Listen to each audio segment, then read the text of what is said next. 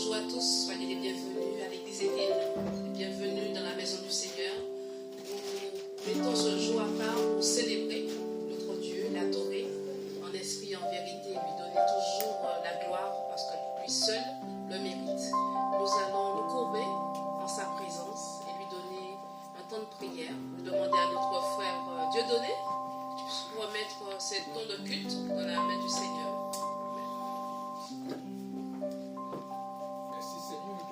Encore ce matin, parce que tu nous as permis d'être ici en ta présence. Alléluia. Bénis ce culte, bénis la personne qui va nous donner la parole. Toi, Seigneur Saint-Esprit, nous t'implorons. Viens avec nous, assistez-nous et bénis cette journée et bénis tous ceux qui participeront à ce culte aujourd'hui ici à Jésus. Alléluia. C'est au nom puissant de Jésus que nous avons mis toutes choses entre tes mains. Tout le peuple ici réuni te dit Amen, Amen. Amen. Alléluia. Amen. Chantons, célébrons notre Seigneur avec notre pasteur Cathy. Voilà. Soyez bénis. Je vous invite à tous lever. C'est une nouvelle année que nous serons de joie dans le nom du Seigneur parce qu'il est là. Nous sommes remplis de courage, de joie parce que ton amour ne change pas. Ce matin, nous voulons encore célébrer son grand nom. Être dans la joie, être dans l'allégresse parce qu'il est ici avec nous. Alléluia. Seigneur, c'est toi qui donnes ta bénédiction. Et nous tournons vers toi. Bénis ton peuple ce matin. Oui, Seigneur, ta bénédiction. Seigneur, tourne ta face vers nous et prie sur nous. Nous recevons ta bénédiction. De te bénir et te garder sur toi, il accorde sa grâce, ton Dieu se tourne vers toi, te donne paix. Encore Dieu te bénit. De te bénir et te garder, Il rayonne sur toi, il t'accorde sa grâce. Ton Dieu se tourne vers toi, te donne paix.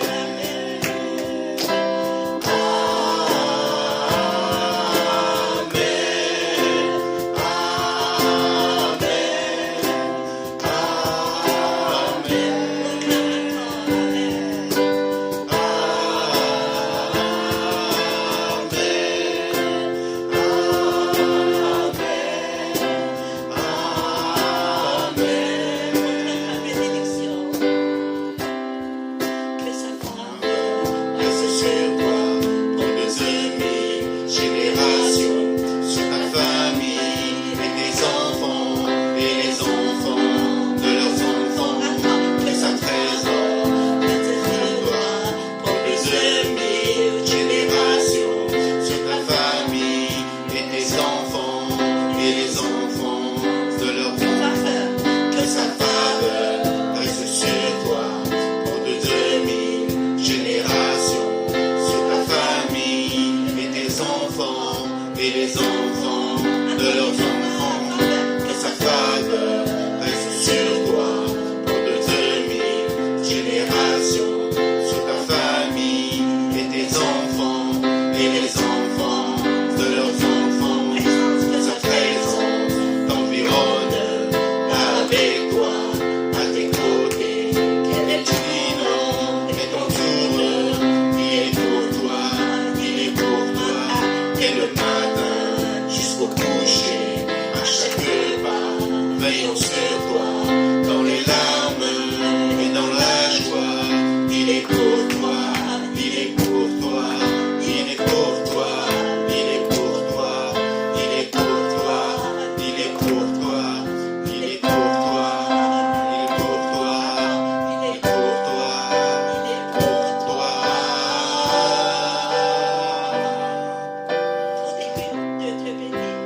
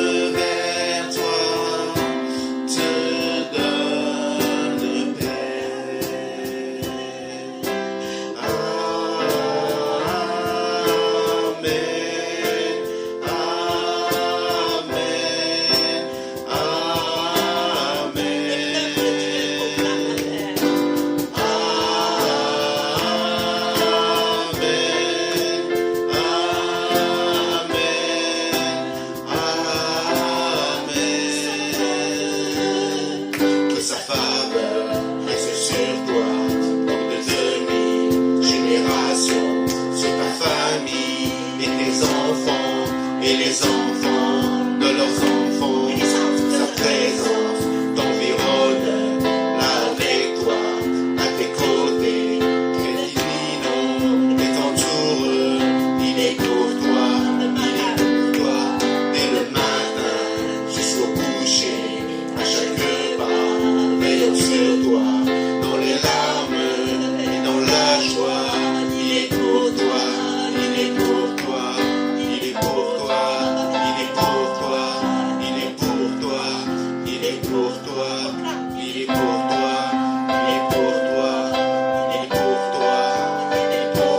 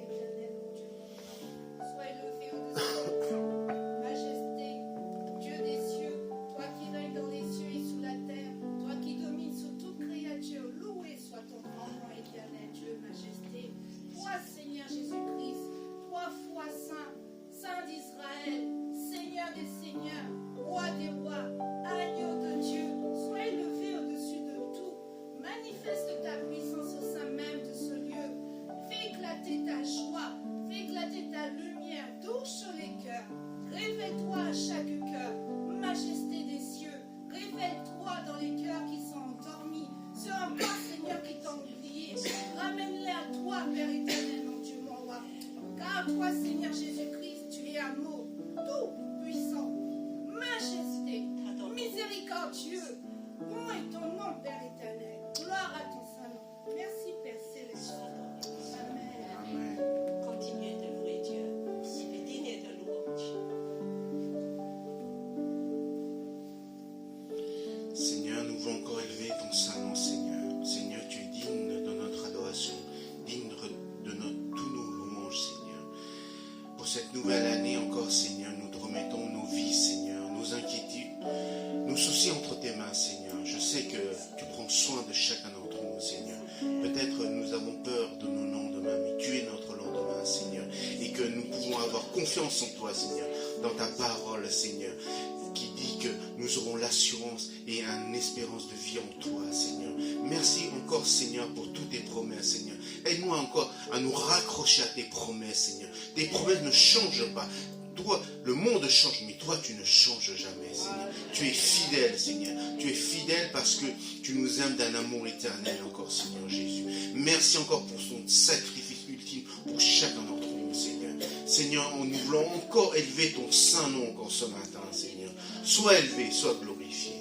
Au nom de Seigneur Jésus-Christ. Amen. T'offrir, Seigneur,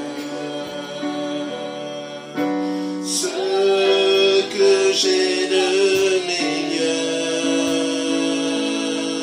Je viens t'offrir ma vie. Oui, à toi, Jésus-Christ. Et même si je suis fragile, et même si c'est difficile, je chanterai gloire à l'Éternel.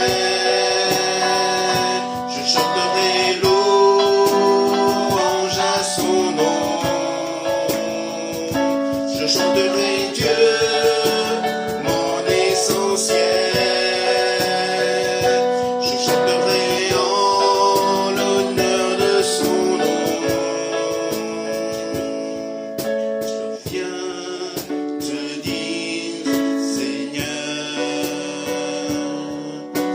que tu es mon bonheur.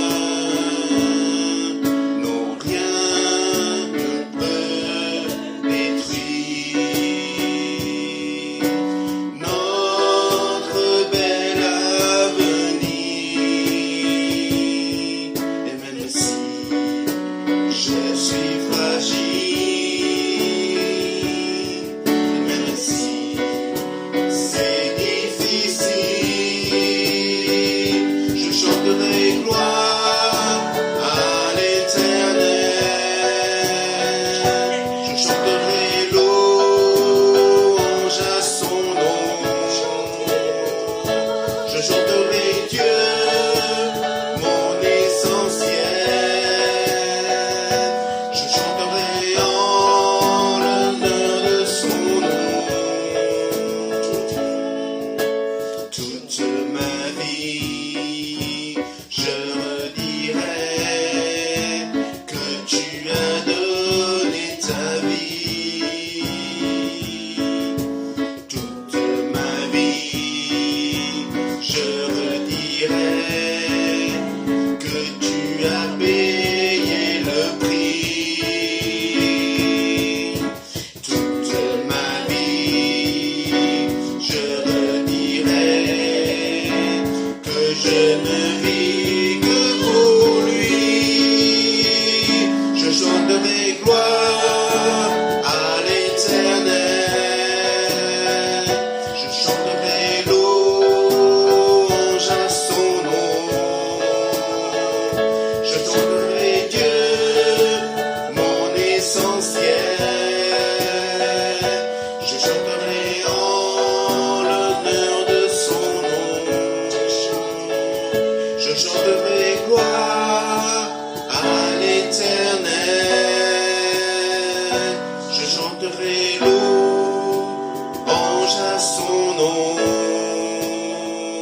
Je chanterai Dieu, mon essentiel.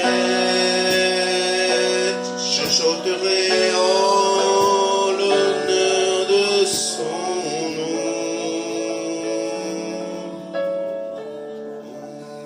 Ton nom, Seigneur. Seigneur, nous chantons, merci Jésus.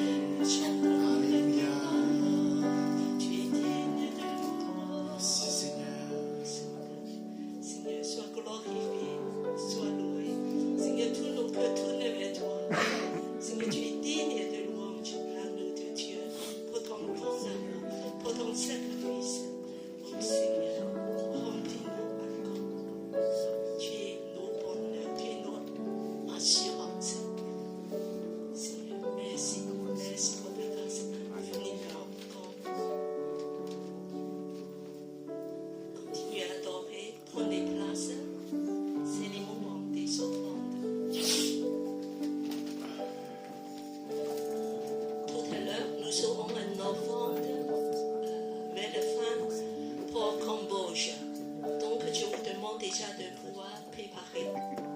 Après, peut-être au début de la prédication, on va passer, parce que comme ça, on peut compter de remettre à nos équipes de mission. Donc, préparez-vous déjà pour les offrandes pour le Cambodge. Alors, nous allons premièrement passer les offrandes pour l'église. On reprend le premier son. Et après, on va passer. On peut passer les deux dans le même temps. Voilà, le boîte pour le Cambodge est devant. Préparez-vous déjà pour les offrandes. Comme les montagnes, on reprend le deuxième son. Comme les montagnes.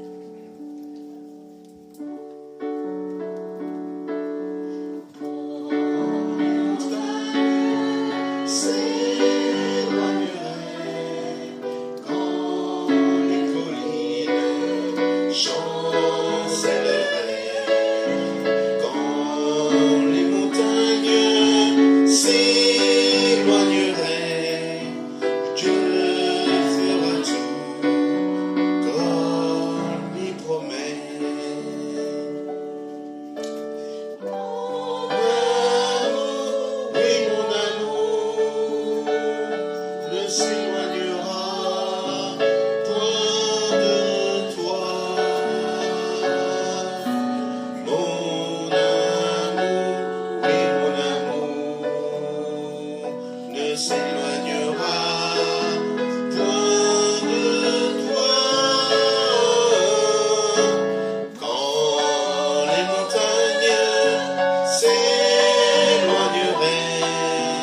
quand les collines chancelleraient, quand les montagnes s'éloigneraient, Dieu fera tout comme il promet. Amen. Je demande Yaya à prier pour les offrandes. Dieu d'apporter des actes de façon. Merci. Bénis tous ceux qui ont donné et bénis ceux qui n'ont pas donné. Que Dieu, dans ta magnificence, tu leur donnes l'opportunité de pouvoir donner prochainement. Merci. Bénis nous, Seigneur. Bénis les enfants. Amen. Amen. Les moments des annonces.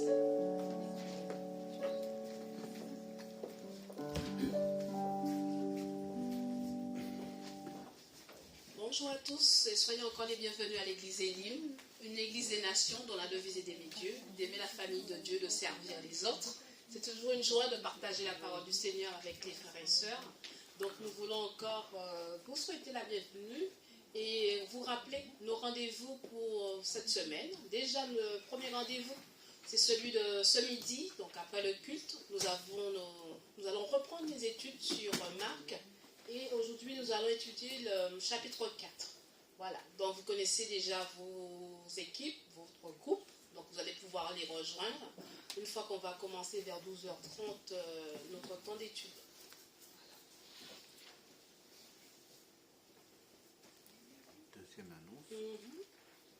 J'attends. Voilà. C'est pas Vas-y. bon. Voilà, donc nous débutons l'année, nous sommes au mois de janvier. Oui, l'été, moi j'aime, oui, j'avoue, j'aime l'été. Donc, mais c'est janvier, donc nous allons commencer un temps de jeûne et de prière dès demain. Et il y a une liste de sujets, donc la sœur Joanne va distribuer ces sujets pour vous. Et nous allons pouvoir chaque jour prendre un temps pour méditer la parole du Seigneur et aussi prier pour différents sujets. Chaque jour, il y a un sujet bien précis pour prier et aussi un temps pour méditer la parole, pour pouvoir encore grandir dans la présence du Seigneur. Et bien sûr, nous allons nous retrouver le vendredi soir pour prier encore pour les différents sujets de la semaine et partager autour de la parole du Seigneur. Donc ça, c'est le vendredi soir sur Zoom à partir de 19h. Les dames ne correspondent pas. Ah ben c'était pas parce qu'elle dit Octobre. les dates, non, c'est janvier, Oui, donc c'est- c'est dès demain. Ouais. Voilà, même si vous avez vu afficher octobre, mais c'est bien demain, on commence le temps de jeûne et prière. C'était octobre, hein, on a refait. Ah, ça dit c'est janvier. Ça fait du bien. Voilà. Alors ça, je vais faire parce qu'en fait, que dans 2 semaines, le 25, il y aura la sœur Sylvine Mackenstock. Donc, vous connaissez déjà un petit peu. Elle va venir faire une journée thématique pour la guérison intérieure. Donc, vraiment, c'est une personne qui est spécialisée dans le domaine du ministère de guérison, surtout la guérison intérieure. Et si vous souhaitez avoir des entretiens avec elle personnels, c'est aussi faisable. Elle va venir, elle va faire ça le matin et continuer après-midi. Ça sera une ambiance très conviviale. Voilà. Donc, je vous invite, vous invitez aussi des amis, si vous voulez, parce que moi, je pense que cette année, c'est bien que Dieu commence à guérir tout ce qui est dedans nous qui ne va pas. Parce que dans le passé, nous avons tous subi des choses qui est blessé, mais le Seigneur veut nous relever cette année. Et sois confiant, c'est le Seigneur qui va nous guérir et de nous faire beaucoup de bien pour qu'on puisse être fortifiés de continuer cette année. Alors aussi, pour ceux et celles qui n'étaient pas là dimanche dernier, je vous rappelle qu'à l'église Elim, toujours en début d'année, nous mettons temps à part pour donner au Seigneur une offrande de reconnaissance. Donc les personnes qui n'ont pas eu l'enveloppe, vous vous signalez et puis vous êtes libre de mettre le montant comme vous le souhaitez. Mais bien sûr, tout c'est pour l'œuvre du Seigneur et encore pour que l'église Elim puisse grandir. Et merci pour ce que vous avez fait l'année dernière et ce que le Seigneur va vous permettre encore de mettre à part pour cette nouvelle année. Voilà. Soyez richement bénis et je vais laisser la place à notre pasteur Sokier, donc Voilà, du coup, qui va présenter l'œuvre aussi. Oui, voilà, juste donner un petit moment. Voilà. C'est comme ça, c'est une semaine de jeûne et prière.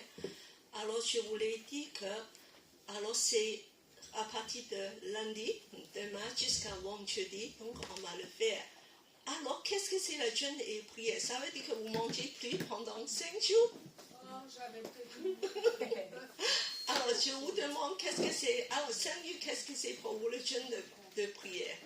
Et est-ce que tu as abstiné à manger pendant 5 jours? Non. Alors, comment tu vas faire? Me priver de quelque chose que je fais d'habitude, vraiment passer ce moment-là dans la prière, c'est-à-dire me sentir un peu plus près du Seigneur, parce que nous, on est assez éloignés, donc vraiment pour sentir c'est bon, le jeûne, c'est pas seulement pas manger, mais je veux dire faire quelque chose, je pense, ou même pour les jeunes, faire quelque chose qu'ils ont l'habitude de le faire, et qu'ils ne font pas ce temps-là, et qu'ils passent ce temps-là par la parole, voilà, dans la prière, dans les choses que le Seigneur nous demande, quoi. Merci Seigneur. Voilà, c'est bien expliqué. Nathalie, tu veux aussi relever des points. Alors en fait, le but c'est de dégager le temps pour prier, pour rapprocher de Dieu. Nathalie, tu peux partager ce que tu me dis sur le jeûne et prière. Pour moi, c'est un moment pour se rapprocher de Dieu, avoir un moment privilégié avec lui. Et à travers le jeûne, on tue la chair, toutes les mauvaises habitudes aussi qui peuvent faire qu'on s'éloigne en fait un peu du Seigneur. Et en tuant la chair, en fait, en esprit, on est un peu plus ouvert pour recevoir en fait et méditer la parole de Dieu et ce qu'il nous donne. Donc, et je pense aussi en ce début d'année, c'est peut-être une bonne occasion pour l'Église et nous d'essayer de voir en fait ce que Dieu nous dit pour notre nouvelle année. Et là, on peut cheminer pour encore mieux nous servir et suivre sa parole. Merci Nathalie. Voilà, il y a sur le plan personnel, donc vous pouvez demander au Seigneur de vous montrer quel est son projet pour toi cette année, mais aussi pour l'Église. Donc surtout tous les responsables de l'Église, on va chercher ensemble cette année ce que Dieu attend de l'Église Elim. Peut-être que Dieu il va faire des nouvelles choses, de nous conduire dans des nouvelles directions. Alors ça ne veut pas dire que, voilà, on fait dans une façon très libre. Tu peux laisser tomber peut-être un repas, même tu peux manger des soupes, légumes, et tu peux simplifier tes repas. Et il y a beaucoup de façons à le faire. Mais même abstiner des réseaux, des portables. Voilà, parce que ça prend beaucoup de nos temps. Et c'est juste de dégager le temps de rapprocher de Dieu, de dire, Dieu, qu'est-ce que tu veux que je fasse cette année? Est-ce que tu as des choses préparées pour moi? Et surtout pour des jeunes, vos projets professionnels. Dieu vous conduira. Et encore, voilà, des projets familiales. S'il y a des combats très difficiles, c'est un moment de dire, Dieu, donne-moi une percée, donne-moi une direction, une stratégie.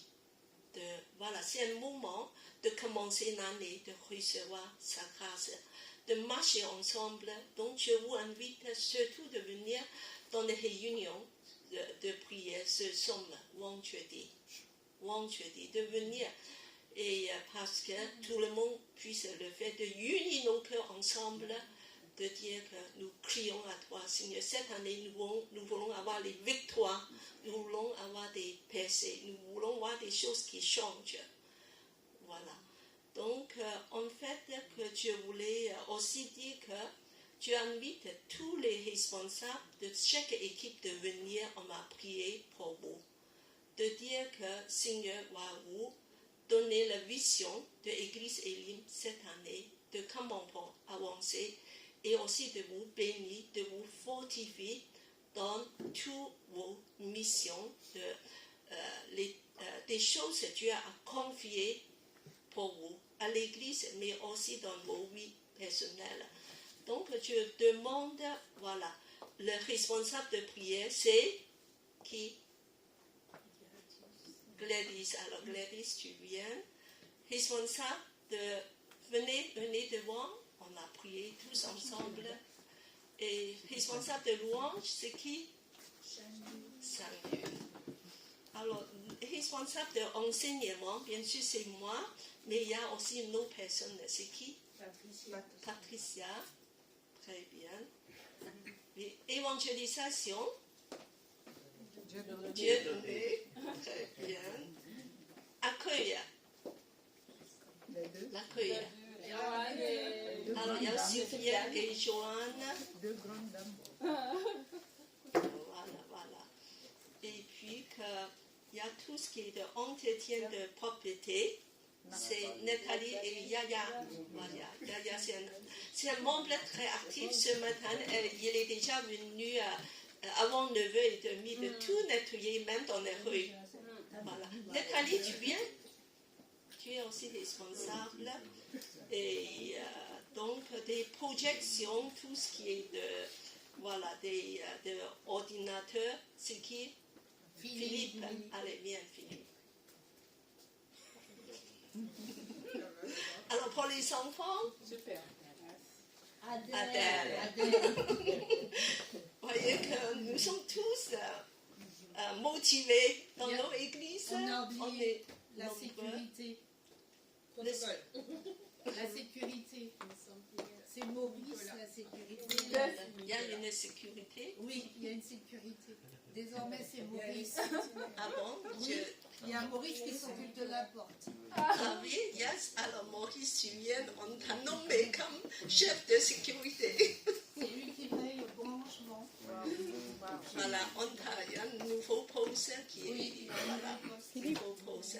Donc, je demande Pasteur Souquier et de prier pour toute équipe. Moi aussi, je vais prier et je dis que toute assemblée, on va lever la main vers Dieu, que Dieu nous révèle ce qu'il attend de nous cette année pour ses œuvres, ce qu'il veut confier à nous. Je demande Pasteur Souquier à bénir toute équipe. Notre Père Céleste, Seigneur notre Dieu, nous te remercions parce que ce matin nous voulons devant toi dans ta maison et nous voulons te élever ton nom, ton saint nom, que nous voulons prier Levez vos mains. et louer. Nous voulons te remercier particulièrement pour l'église Elim. Devant nous, tous ces frères et sœurs, nous voyons presque l'église, tous ensemble, s'engager dans le ministère. Chacun a ses responsabilités, chacun a un cœur de te servir dans chaque différent domaine.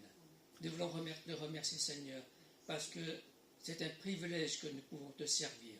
Et je te demande, Seigneur, de les accorder, chacune, les dons particuliers, les dons spirituels, les dons pratiques, aussi le courage, la force, la sagesse nécessaire de pouvoir te servir, pour glorifier ton nom. Sans toi, Seigneur, nous ne pouvons pas faire grand-chose. Et tout ce que nous pourrons sera en vain aussi. Mais avec toi, Seigneur, nous aimerions te servir par ta grâce, par ton aide.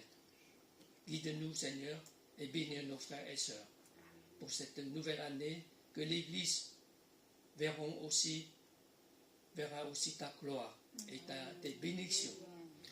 Donne-nous aussi les âmes sauvées pour ton Église. Nous te remercions, Seigneur, au nom de Seigneur Jésus-Christ, que nous te prions. Amen. Oui, Seigneur, nous levons nos mains de te bénir et je bénis toute équipe pour que cette année soit une année où on va porter des fruits pour toi. Qu'on va te glorifier et on va recevoir ta vision, tes pensées pour tout ce qu'on doit faire à l'église. Bénis chaque personne dans la vie personnelle. Oui, Seigneur, le projet et Seigneur, de les renouveler et fortifier dans le marche, ainsi que leur famille. Seigneur, qu'on puisse grandir toujours vers toi. Seigneur, être rempli de ton esprit, d'avancer encore une année, de vivre dans ta présence, de vivre en connexion avec toi. Seigneur, agis puissamment. Bénis ton Église, toi que tu es le chef de l'Église, nous te donnons gloire. Dans le précieux nom, puissant nom de Jésus. Amen. Amen. Amen. On m'applaudit parce que le Seigneur va. Et je veux aussi remercier le reste même. Tu vois, Gabriel, il n'est pas avancé, mais il est dans l'équipe quand même, l'équipe de projection. Même David, il est dans l'équipe d'ordinateur. Même Jeanne, il commence à participer la semaine dernière. Oui, il y a Nicolas, bien sûr que Nicolas fait plein de choses. Oui, bien sûr qu'il y a Nicolas. Moi, je suis contente. Nous sommes une église, tout le monde se mobilise. Il n'y a personne qui ne fait pas des choses. Et c'est formidable. Donc, je laisse la parole maintenant à la pasteur Souquier. Voilà.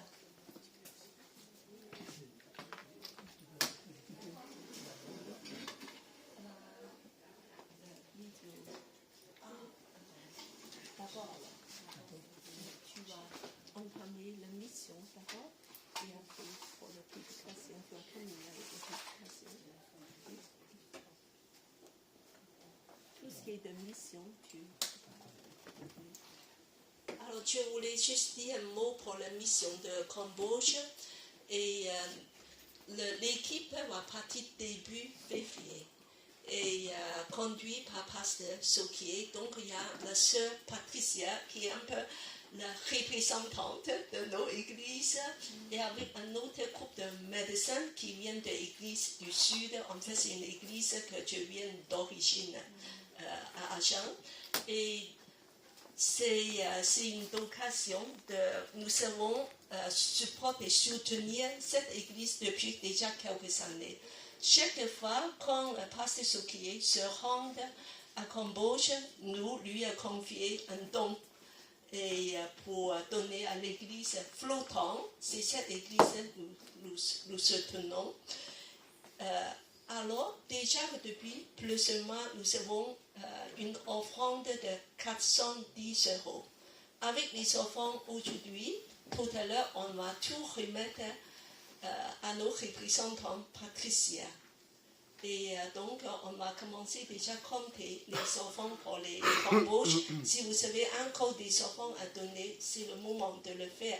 Parce qu'après, on va tout remettre avec la bénédiction et la prière de l'église. Voilà.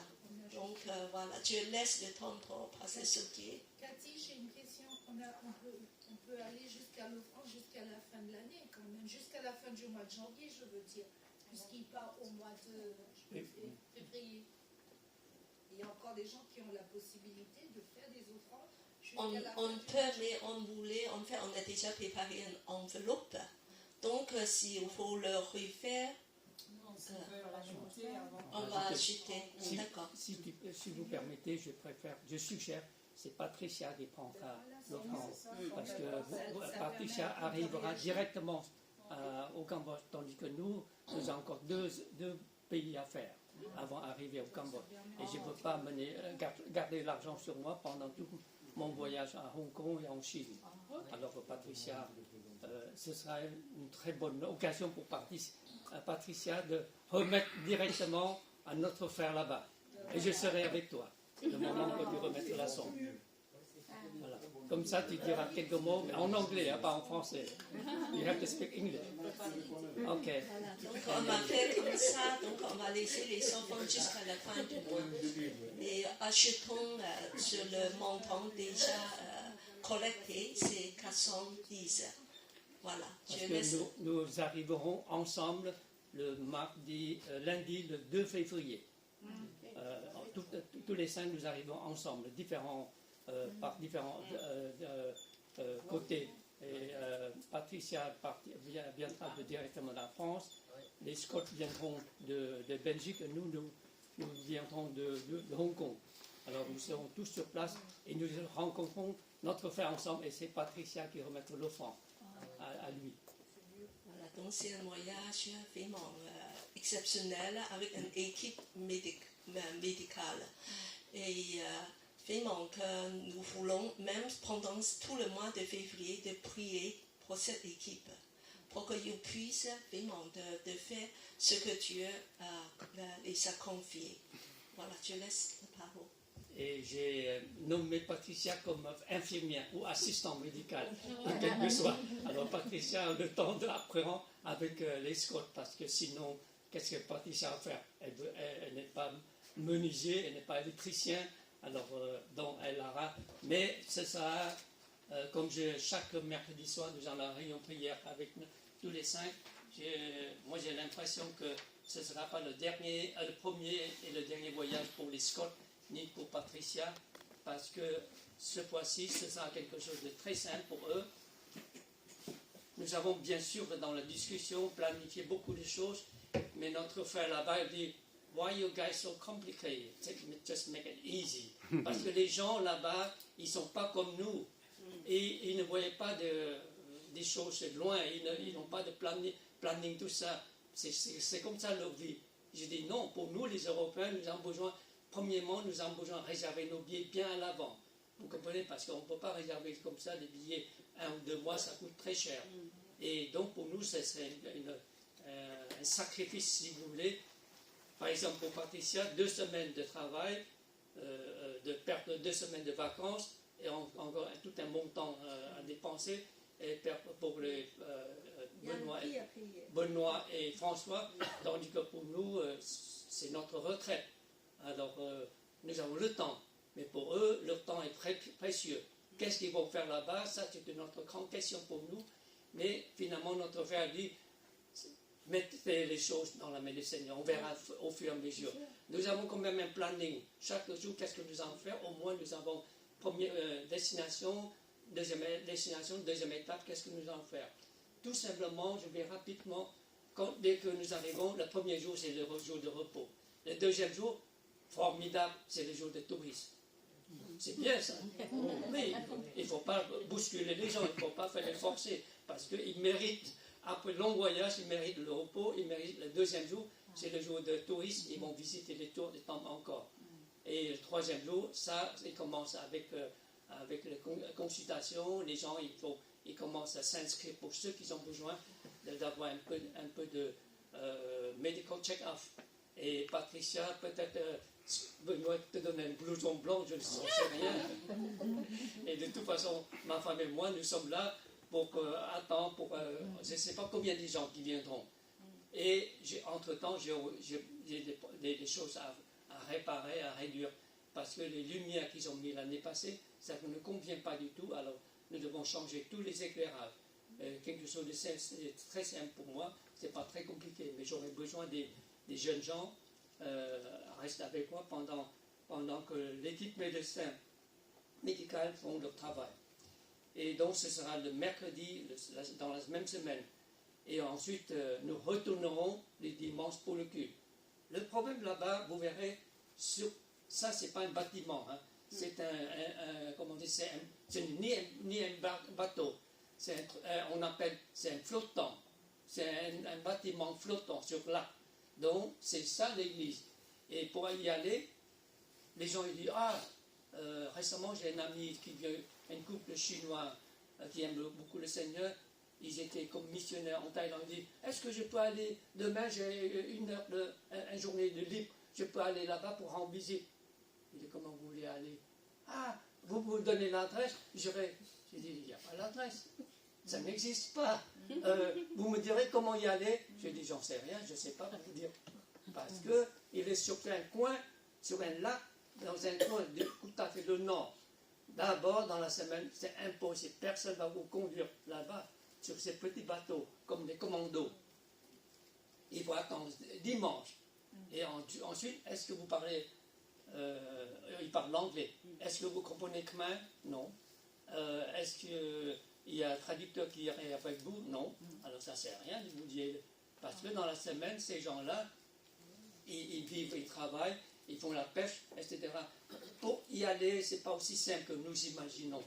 Parce qu'il faut compter déjà 30 minutes de route sur les routes, les routes qui a plein de trous. Et ensuite, il faut au moins 1 heure sur le bateau. Parce que c'est un petit bateau, il ne peut pas rouler pendant 1 heure. Après 30 ou 40 minutes, il faut reposer. Il faut que le moteur refroidisse, sinon on va brûler le moteur. Mais peut-être cette année, j'en sais rien, peut-être cette année, le Seigneur pourra un autre moteur plus grand, un bateau plus grand. Et je ne sais pas, est-ce que nous serons 2 bateaux, parce que chaque bateau, petit bateau maximum, c'est 6 personnes. Et comme nous sommes déjà 5, plus 4 autres frères et sœurs, sûrement il y aura 2 bateaux. Alors c'est comme ça, c'est compliqué là-bas pour y aller. C'est pas pour prendre le route et on peut arriver dans 2 heures, c'est pas possible. Et nos amis demandaient, est-ce que je peux rester la nuit là-bas? J'ai dit, comment vous allez vous dormir là-bas? Parce qu'il n'y a pas de lit. Vous dormez sur le plancher. Et attention, il y a beaucoup de moustiques aussi. Alors les moustiques, ils ne piquent pas les gens là-bas, mais ils piquent les étrangers. Parce que nous sommes plus fraîches. La chair est meilleure. C'est très compliqué pour y aller. En tout cas, ce sera une challenge pour Patricia et les Scott. Et je laisse le reste, les détails, Patricia vous expliquera après son retour. Donc voilà, j'ai demandé. Il y a une vidéo. Il y a une vidéo? Oui, à la fin. À la fin. Alors rapidement, ça c'était la fête de cette année, la fin du mois, la fin de l'année. Il fêtait d'abord pendant le soir la préparation de la fête de Nouvel An. Et dans la journée, je ne sais pas, est-ce qu'ils ont, pendant la journée jusqu'à la soirée, je ne sais pas trop, parce que mon autre frère il est tellement occupé, il m'a envoyé 4 photos comme ça. Et tout ce que je sais, c'est pendant la journée, ils ont chanté, fait la fête. Et le soir, ils ont autre chose. Et ensuite, il y a une autre photo sur... Voilà, ça c'est la fête de Noël. Le mot en khmer, en cambodgien, ça veut dire Noël. C'était le dernier dimanche. Il y a beaucoup d'enfants là en bas. Oui, il y a au moins une centaine d'enfants. Parce qu'il y a beaucoup d'enfants qui ne sont pas chrétiens. Les gens, quand ils ont des fêtes, tout le monde, tous les villageois, ils viennent. Amen. Et C'est voilà. pour l'évangélisation, c'est vraiment. Voilà, c'était le 28 décembre 2025 de Noël. Alors, oui, c'est... Et la sœur, Tous c'est ces- qui la femme? ça, c'est un frein. Voilà, tous ces ampoules, ça ne fonctionne pas bien. Et c'était pas du tout assez puissant. Donc, il faut que je modifie tout ça. Ce sera mon travail de changer tous les éclairages. Et l'année passée, début de cette année, nous avons pu mettre le ventilateur. Ce petit ventilateur qui ne coûte pas très cher. 5 € par pièce. Nous avons acheté 10 comme ça. Et c'est notre frère qui a monté tous ces ventilateurs. Parce que pendant la journée, il fait très très chaud. Hein. Parfois, on arrive à 38-40 degrés. Alors pour les frères et ceux qui viennent de Martinique, c'est rien. C'est facile. Non. Alors toi, tu es française, alors tu es parisien. Alors. Non, il me faut du 18, c'est bon. Non, pour moi, je préfère aller là-bas. Aujourd'hui, c'est trop dur pour moi de prendre le métro. Hein. Moins 1. Bon. En tout cas, remercie le Seigneur. Il y a une chose qu'on doit prier pour eux. Le plus grand besoin, notre frère est débordé. Il est de plus en plus de travail. Il doit travailler, il doit gagner sa vie, il doit retourner au moins 2 fois par semaine à cet endroit. Et c'est dur pour lui. Et il a prié, le Seigneur a suscité, je pense, à cette jeune dame ou d'autres personnes commençaient de s'engager davantage. Donc il a besoin d'aide, il a besoin des disciples. Donc au moins une fois toutes les 2 semaines, il retourne là-bas le mercredi soir pour donner le disciple training, comme formation de disciples. Je ne sais pas quel matériel ou livre qu'il a utilisé, je vais regarder avec lui. Donc priez pour lui. Depuis 3 jours, je l'ai cherché, j'arrive pas à le trouver, il a dit, il est débordé, il est très occupé. Voilà. Et la vidéo.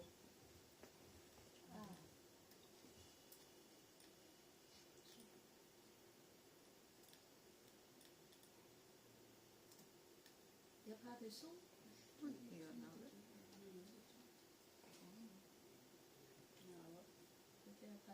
Il n'est pas connecté au Bluetooth, peut-être. Peut-être qu'il n'a pas connecté. C'est envoyé comme ça. Il y a beaucoup de monde. Ça, c'est lui, peut-être c'est son fils, et ça, c'est sa femme, et ça, c'est notre personne. Ça, c'est la famille de petites pasteurs là-bas qui s'occupent bénévolement de cette église. Et au moins, ils ont 2 musiciens. Il y a un qui s'est tapé, qui fait le tam-tam, qui joue très bien. Et l'autre qui tire, c'est une sorte de violon, mais de façon cambodgienne. C'est pas le violon comme ça, mais c'est le violon comme chinois. Mais autrement, ils arrivent avec l'internet, ils mettent la musique, tout ce qui est dans le YouTube. Et ça marche très bien pour chanter. Alors il y a un autre défi pour nous.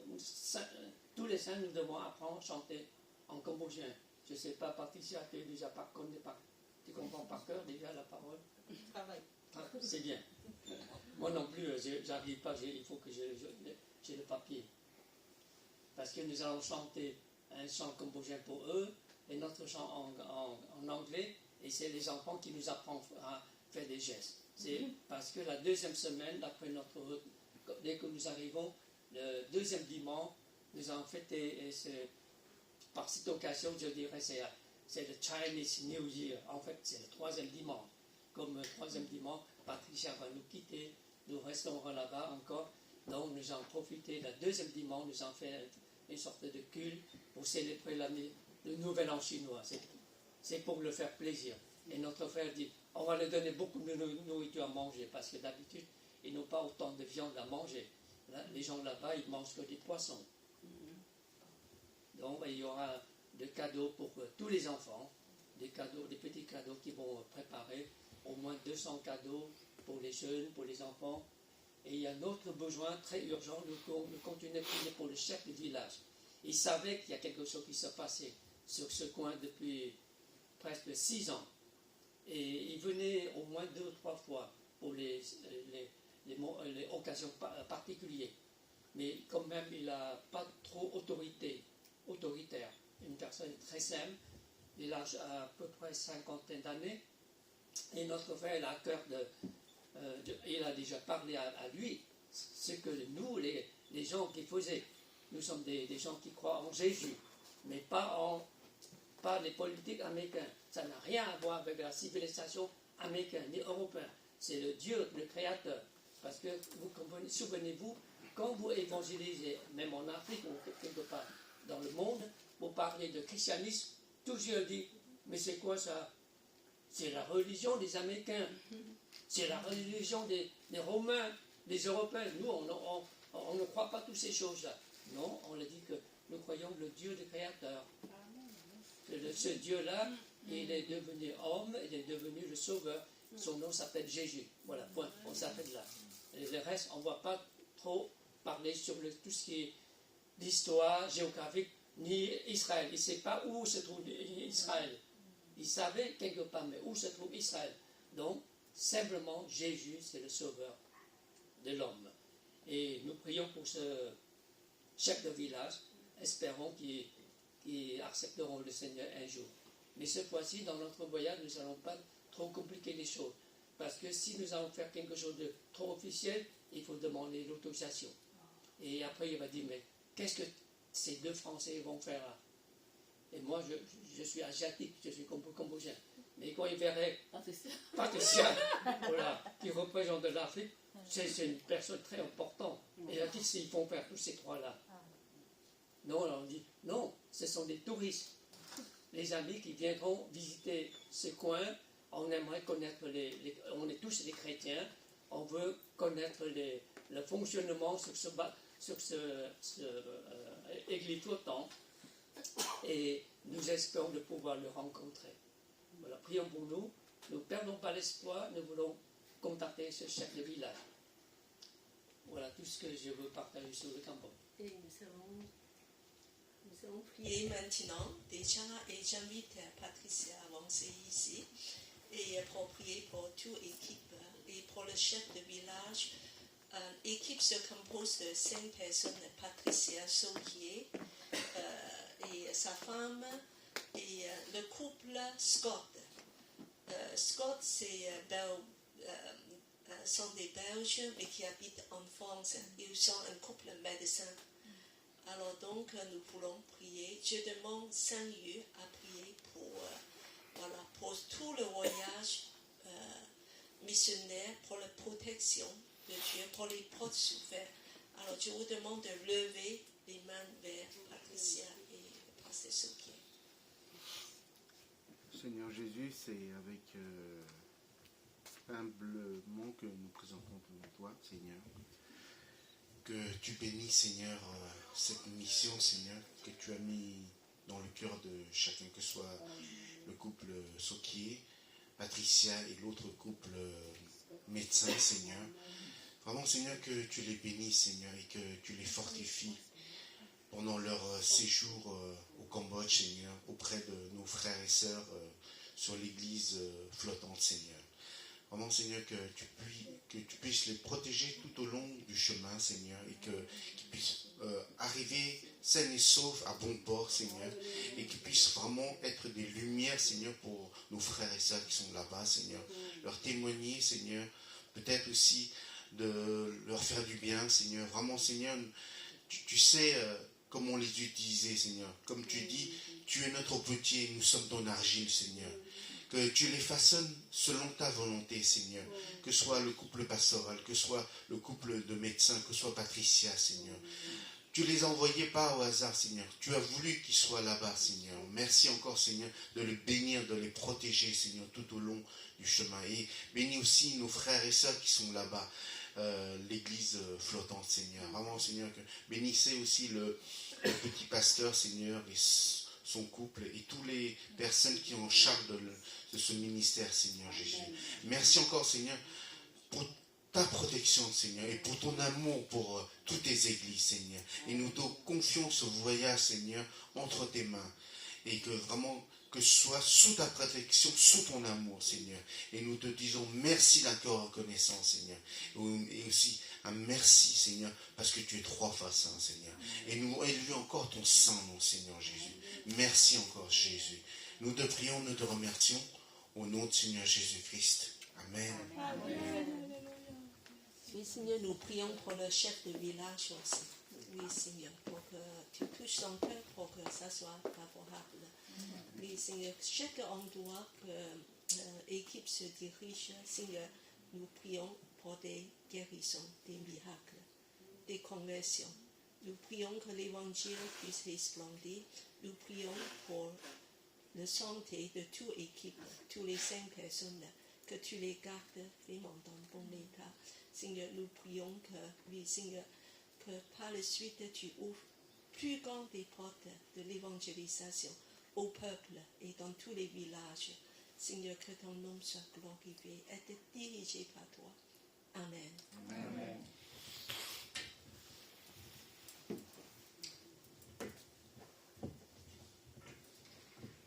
Aujourd'hui, j'aimerais partager avec vous le 2e miracle que Jésus a fait, qui se trouve dans l'évangile de Jean, chapitre 4, à partir de verset 46 à 54.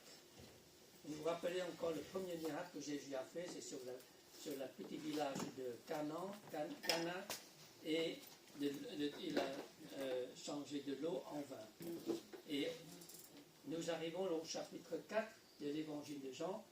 Nous trouvons le 2e miracle. Ça, c'est le 2e miracle que Jésus a fait au début de son ministère. Est-ce qu'il y aura un volontaire de nous lire ces versets bibliques? Le 46 à...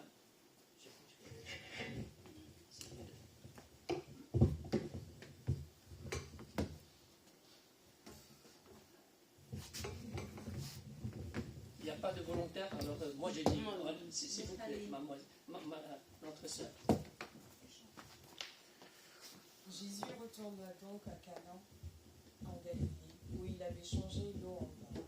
Il y avait un officier royal dont le fils était malade à Capernaum.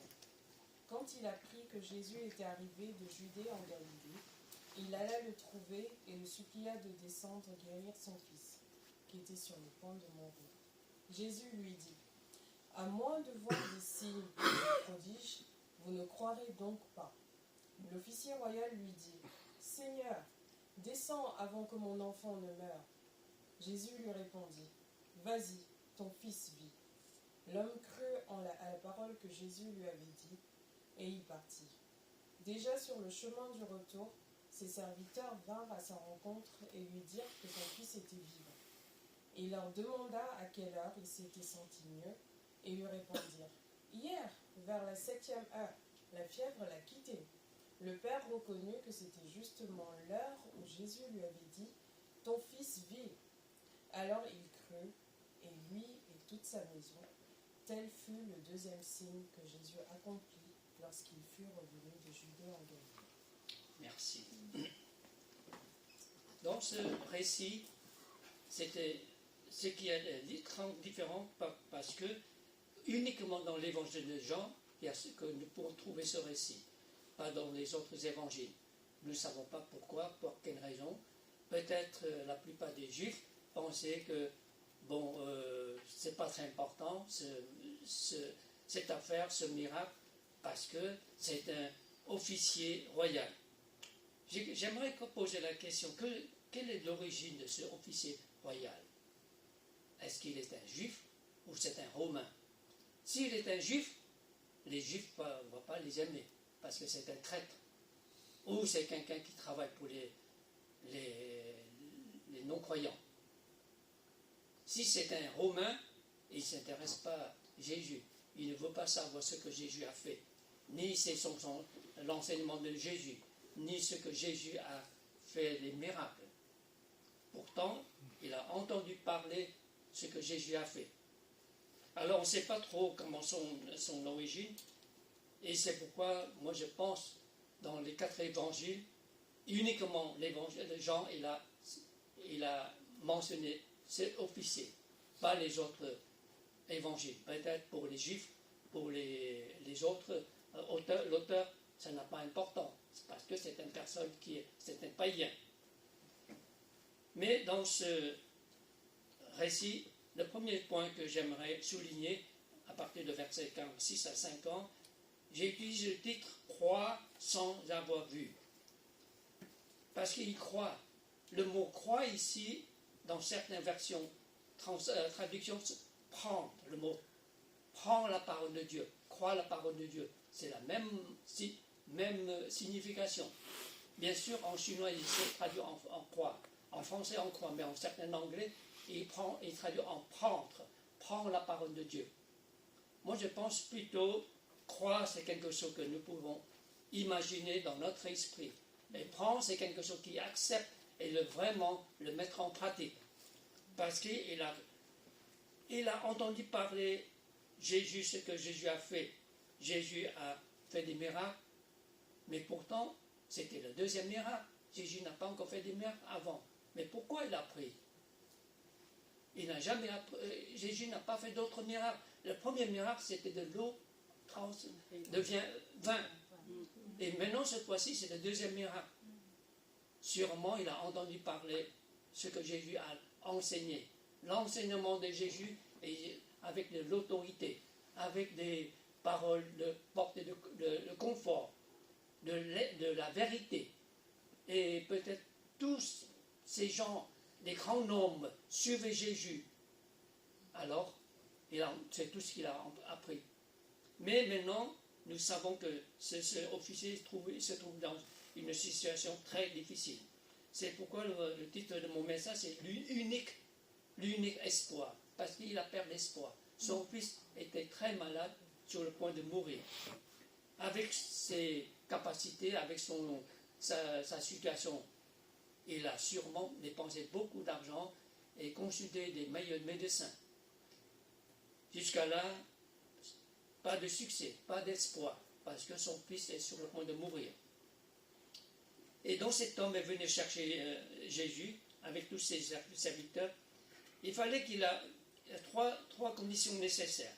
D'abord, il doit accepter qu'il est totalement désespéré.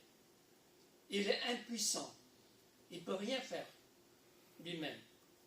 Ensuite, il doit avoir le courage de se mettre en route, partir vers chercher Jésus. Troisièmement, il doit être humilié totalement. Et dans merci Cathy, c'est formidable comment tu as trouvé ça, je ne connais rien. Toutes ces techniques-là, je suis nul. Et vous voyez, peut-être ça c'est sur imagination. Mais en général, quand les gens arrivent supplier, demander quelque chose, une personne très respectueuse, il doit s'ennuyer. Il doit se mettre à genoux. D'habitude, il ne le fait pas. Un officier, il a le droit de demander Jésus directement en restant debout. Mais lui, il doit être complètement avec cette attitude de humiliation. Parce qu'il savait qu'il ne peut rien faire lui-même. Il savait que le seul espoir, c'est Jésus. C'est cet homme-là qui s'appelle Jésus. Mais si on continue, nous avons vu, Jésus lui dit, à moins de voir des signes et des prodiges, ou ça veut dire des miracles, vous ne croyez pas donc. Ça veut dire que la parole de Jésus ne s'adresse pas directement à lui, c'est une parole qui est en général. En général, les gens, quand ils ne voyaient pas de miracle, ils ne vont pas croire quelque chose. Ils ne vont pas croire que Dieu est tout-puissant. Mais pourtant, cet officier, il croit sans avoir vu.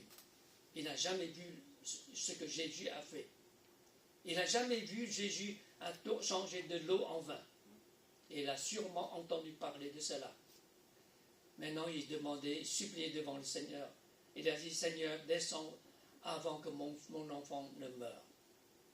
Et Jésus lui répondit, vas-y, ton fils vit. Voilà, lui, il a eu la foi.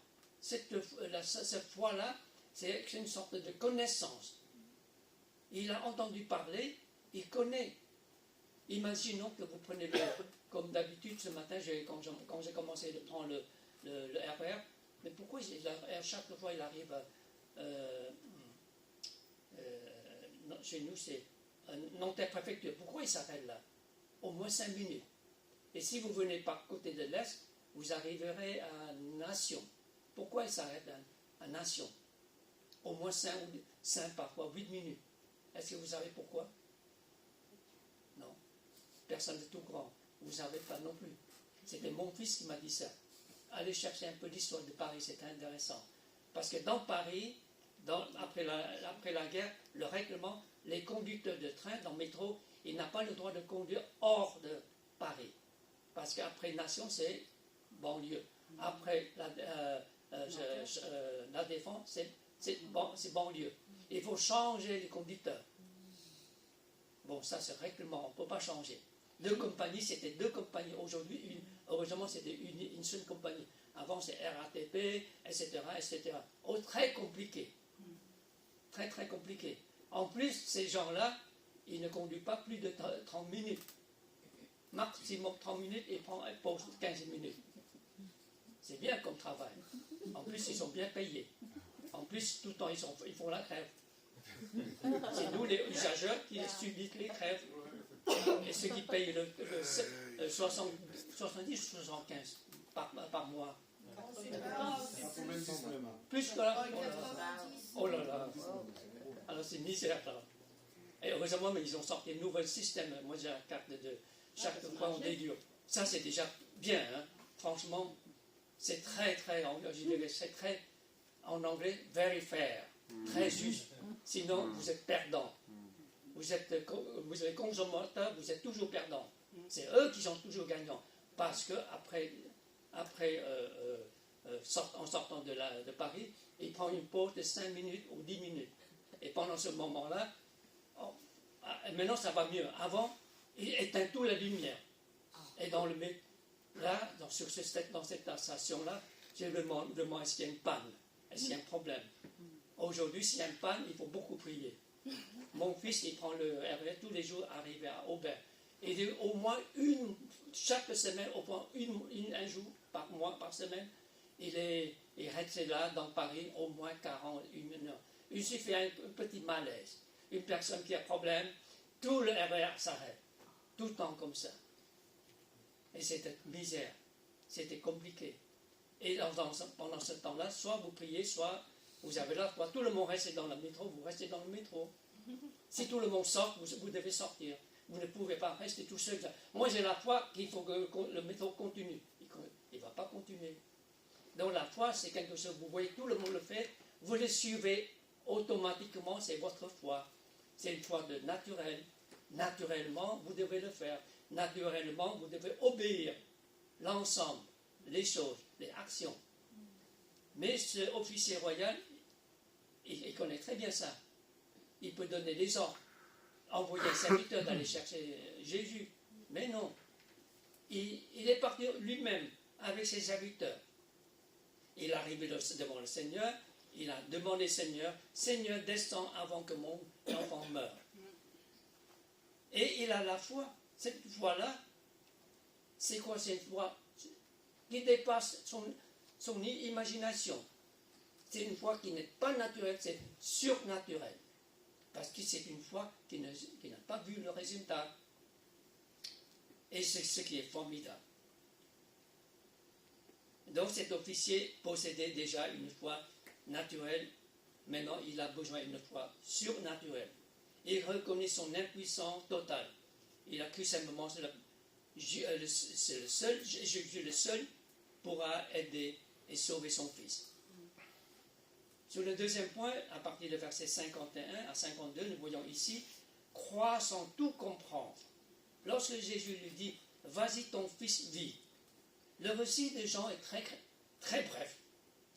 Rien, vas-y, ton fils vit. On ne savait pas pourquoi Jésus n'a pas prié pour lui. Et on ne savait pas pourquoi cet officier n'a pas posé de questions.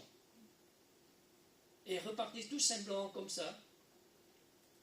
Alors ici, si je prends le comparer avec d'autres exemples, d'autres personnages, vous vous souvenez, il y avait un centenier romain dans l'évangile de Matthieu et l'évangile de Luc.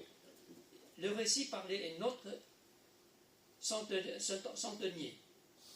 C'est un autre personnage, assez comme un colonel, qui a tous ces soldats autour de lui. Et là, il est allé chercher Jésus. Pour qui? Est-ce que c'est pour sa famille?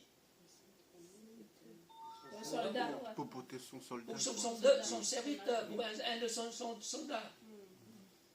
Un officier comme ça allait chercher le Seigneur pour son soldat ou son serviteur.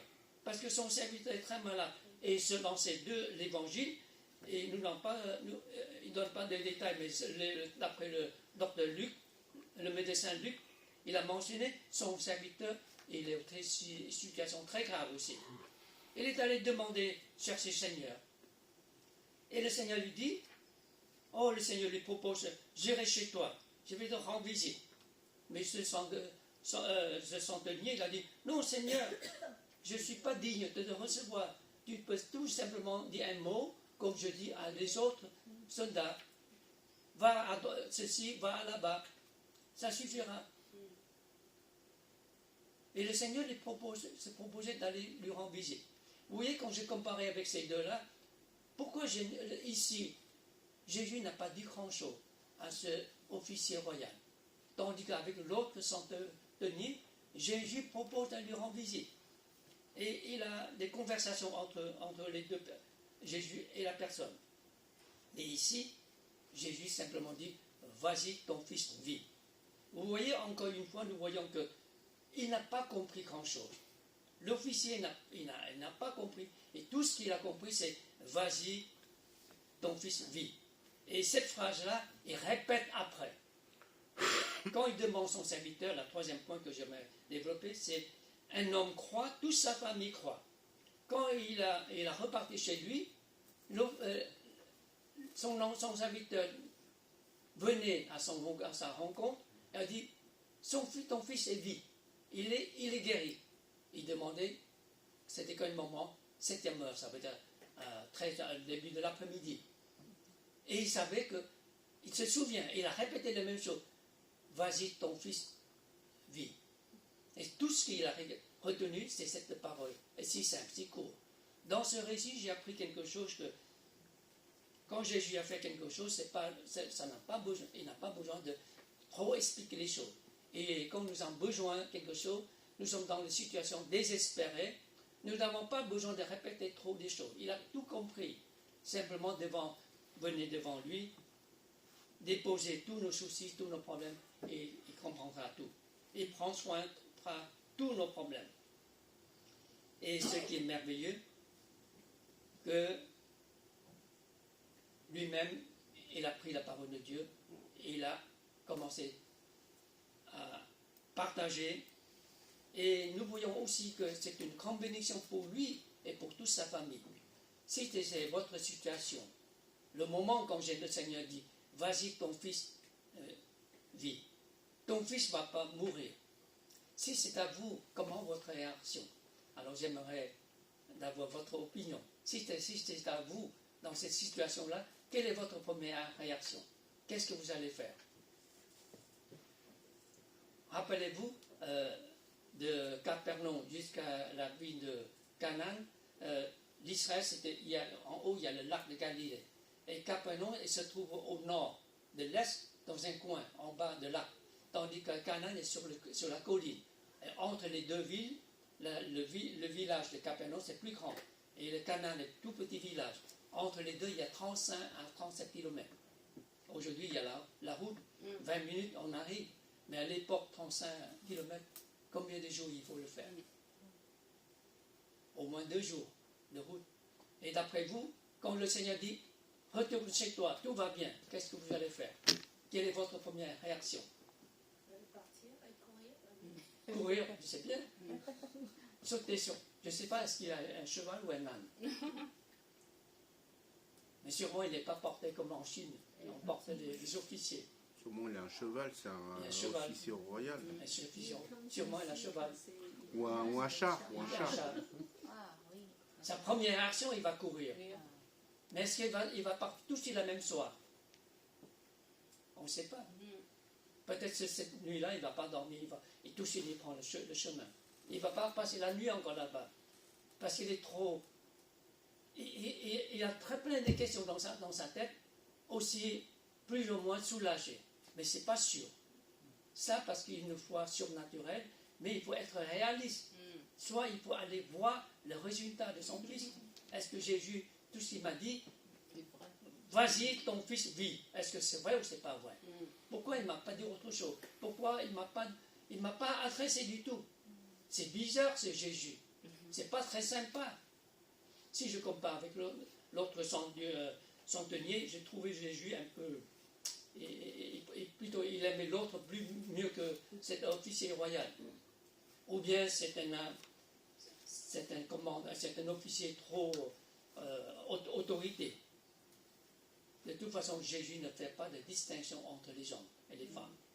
Tous ceux qui viendront vers lui, et le Seigneur accepteront leur demande. Et nous voyons ici son attitude, sûrement, il prend la route sans tarder, retourner chez lui. Peut-être il a passé seulement 2 nuits, première nuit sur le chemin d'aller, et la deuxième nuit, sûrement, il n'a pas resté sur place. Il prend la route. Il arrive le lendemain, à bonne heure, mais en fait, c'est presque déjà après midi. Parce que d'après le récit ici, c'est à 1 heure. Non, pardon, excusez-moi, j'ai fait une erreur. Il arrive sûrement le lendemain. Ensuite, quand son serviteur vient à sa rencontre, il savait que le moment où Jésus a dit « Vas-y, ton fils vit », c'était hier à 13h l'après-midi. C'était le moment que le Seigneur lui parlait. Donc, il a sûrement resté cet après-midi là, reposer. Ensuite, le même après-midi, il fait la route, reprend la route vers Capernaum.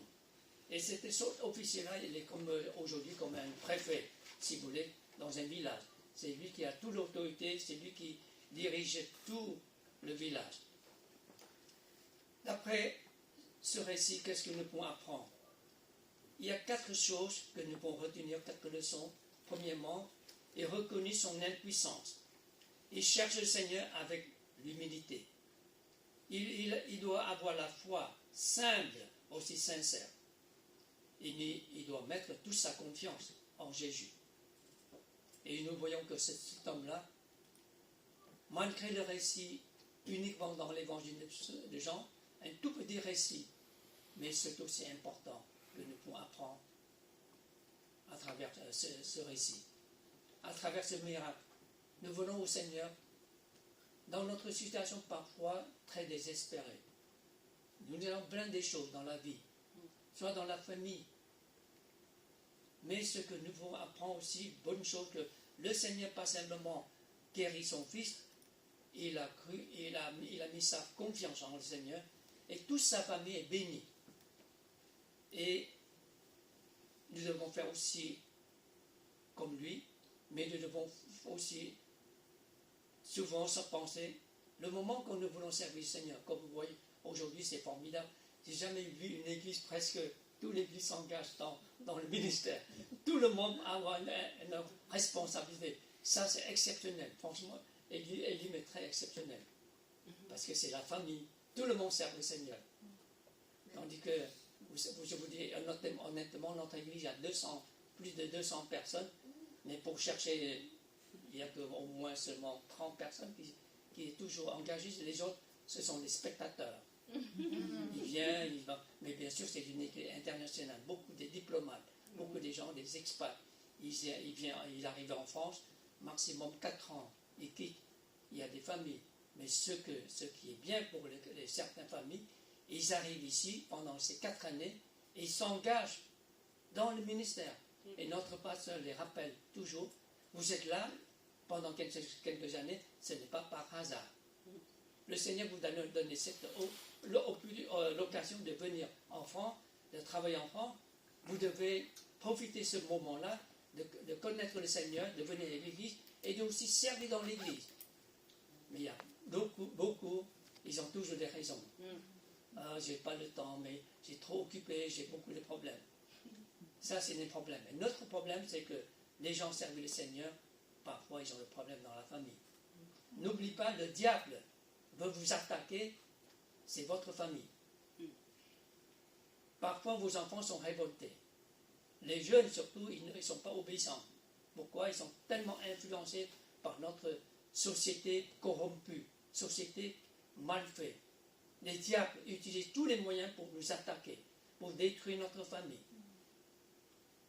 Mais nous sommes avec le Seigneur, quand nous sommes prêts à le servir, quand vous avancez tout, surtout je pensais sur votre famille. Vous êtes prêts à servir le Seigneur, mais le diable ne voulait pas vous laisser tranquille. Je me rappelle, parfois j'ai une mauvaise expérience aussi. Le moment quand je dois faire la réunion, surtout de l'évangélisation, au début, je n'ai pas trop compris. Dans le culte, c'est une sorte de l'enseignement. Mais parfois, avant, nous avons des soirées, l'évangélisation. On appelle que de prêcher l'évangile. C'est là le moment difficile pour moi. Parce que pour prêcher l'évangile, le diable, il veut tout faire, m'attaquer. J'arrive dans le métro tombe pas. J'ai sorti du métro, il y a d'autres problèmes. Et parfois, les machines, à l'époque, il faut quelqu'un qui est tramponné. Hein. Le ticket, il faut montrer le ticket, on fait un truc, touc, après on passe. Et les dames, ils sont tous en crève. Ah, tant mieux. Les gens, ils sautent. Et moi, j'arrive pas à sauter, je n'ose pas sauter. Ou bien, ils ferment carrément les grillages. Et je dois aller à l'église. Cette soirée importante. Tout le temps, il y a quelque chose. Et c'est le diable qui veut m'attaquer, qui veut m'empêcher. Et parfois, un de nos membres de famille, qui ne sont pas obéissants, il m'a créé des problèmes. Et je me mets en colère avec les enfants. Et souvent, le diable utilise notre famille pour nous décourager, pour nous attaquer, pour nous détruire. Et j'étais très découragé pendant 1 mois, 2 mois. Je ne veux plus faire de l'évangélisation. Tant que je ne fais pas de l'évangélisation, tout va bien. C'est vraiment, c'est pas normal ça. Je dis Seigneur, pourtant, alors Dieu donne, il ne faut pas décourager. Hein. Il y a la responsabilité d'évangélisation. C'est une responsabilité très importante et beaucoup de courage. Et le plus difficile, c'est que comment vous partagez l'évangile avec les autres. Où vous allez commencer. Alors pour les Chinois, c'est compliqué. Je ne sais pas pour l'Afrique. Et pour les Français, pour les Européens, c'est facile. Croire en Dieu, bien sûr. Jésus, tout le monde connaît Jésus. Seulement, je n'ai rien à faire avec lui. Je n'ai pas de connexion avec lui. Peut-être ça viendra. Mais pour les Chinois, Dieu, Jésus, c'est quoi? Il n'est pas un Bouddha. C'est très compliqué. Et à l'époque, j'étais jeune encore. Face à ces messieurs, ces gens-là, 40, 50 d'années, ils me voient comme un petit gars. Ce jeune-là, pourquoi il me prêchait des vents? Pourquoi il me demandait? Et j'étais stupide aussi. Je dis, vous devez accepter, vous devez reconnaître votre vie est misérable, vous êtes pécheur. Alors c'est fini. Heureusement, il ne m'a pas mis dehors. Parce qu'on veut tout de suite. Le christianisme, l'évangile, c'est de commencer votre repentance. Vous devez être accepté, vous êtes coupable devant Dieu. Et ça, c'est le problème. Mais par la grâce du Seigneur, nous avons beaucoup de façons à apprendre comment partager l'évangile. Le plus efficace, c'est de commencer par votre vie. Comment changer, le Seigneur a changé votre vie. Comment vous connaissez, vous avez entendu l'évangile. Comment vous avez donné votre vie au Seigneur. Et après, comment vous avez changé votre vie chez vous, devant vos enfants ou devant vos parents. Je viens de expliquer notre soeur qui est. Comment ton nom? Jeanne. Jeanne. Moi, quand j'étais jeune, elle a dit qu'elle est comme venture. Arrivé à Paris, à l'époque, moi, pendant 2 ans, je n'étais pas à l'école. Et à la fin d'année, j'ai pu sortir le bulletin de notes à ma maman.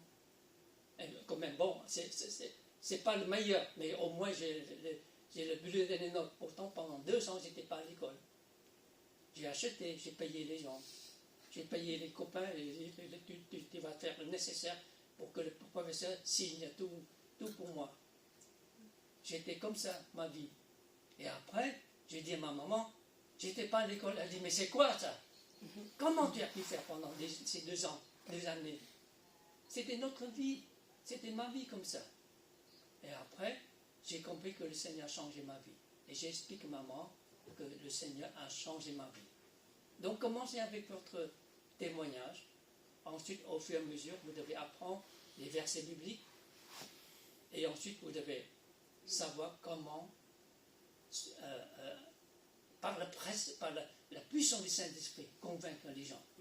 Mais d'une façon plus gentille, pas il faut vous repentir là. Si vous ne repentez pas, vous allez descendre dans l'enfer. Alors ça ne marcherait jamais. Et là, j'étais comme ça, devant les Chinois, devant les parents, les personnes âgées. Alors ça, j'ai appris une leçon. On me détestait quand chaque fois les gens ils voyaient que le jeune évangéliste qui vient, il fermait les portes. Merci Seigneur, parce que nous avons l'occasion de partager l'évangile.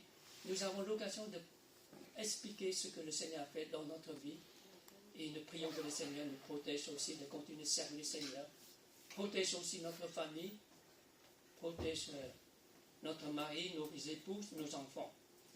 Et protège notre Église. Amen. Merci le Seigneur. Prions ensemble. Seigneur Jésus, nous venons devant toi.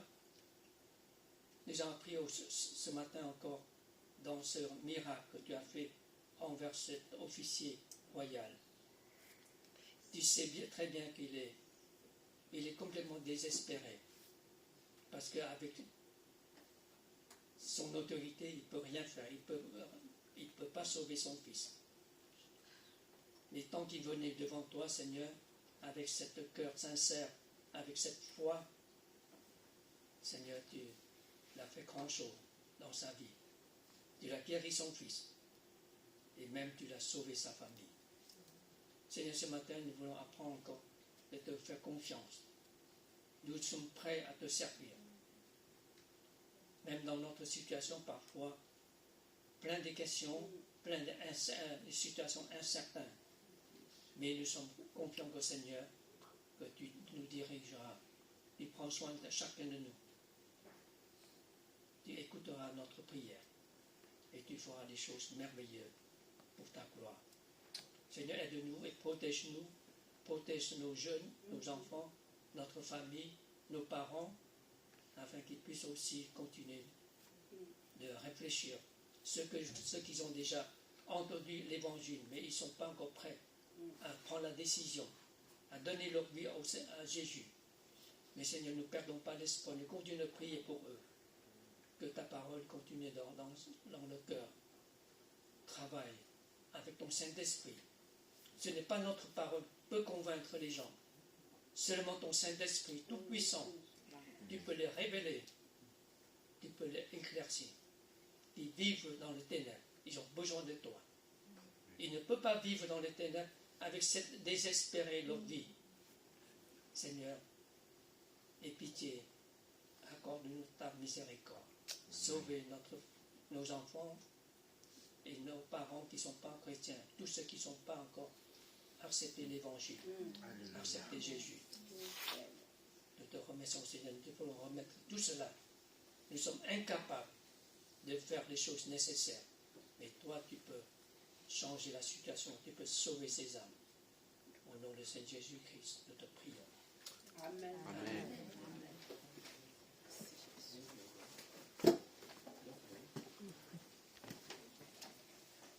Merci, Pasteur Souquier. Que le Seigneur bénisse aussi ton ministère ainsi que ta famille.